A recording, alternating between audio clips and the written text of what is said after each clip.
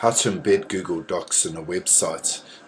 All Google documents or apps, docs, spreadsheets, drawings can all be embedded in basically the same way. On your website, you need to obviously be in edit mode, decide where you want it. We're going to do embedding within Google Docs. You need to go to your Google Doc that you want to embed. There's some things that you need to do first. First of all, you need to share it. And you can either make it with anyone with the link, or you can make it public. You can also decide whether they can edit, view, or just comment. And when you save, that also gives you a link to it, and now it's public. The other thing you need to do to actually embed it on a website is you need to be able to publish it. The two different things. One's visibility, the other one's publishing to the web. So you go File, Publish to the web. You want to leave that automatic. Click Start Publishing. And here is your code if you need it. We'll come back to that. The first method, so we've now set up this document, it's ready to share and embed. So we'll go back to our website.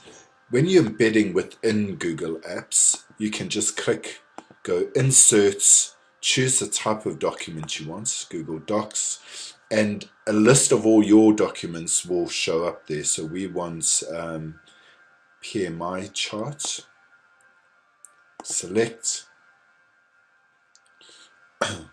we'll leave it to 100% on the width, and happy with that, click Save,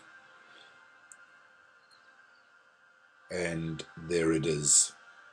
Okay, you're not going to see it until we save the whole page. The other way to do it is embedding using the code. This is useful if you want to embed your Google Docs on a wiki space.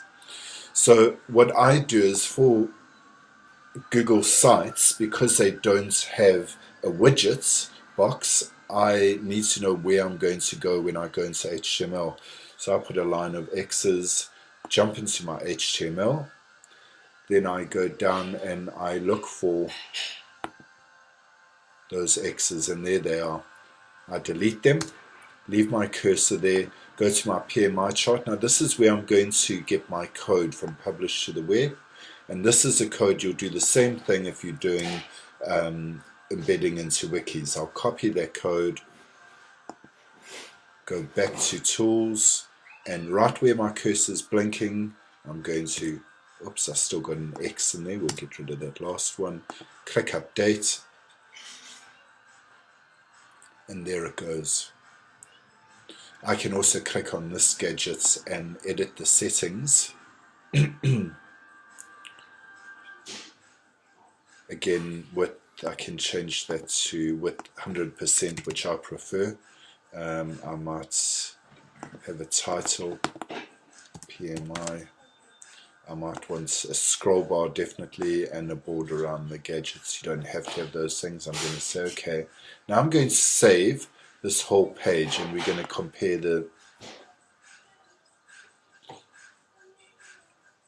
and it's just taking a moment to save. Now we should be able to see the two different versions. They should look similar. There's a PMI chart for that we did within Google Apps.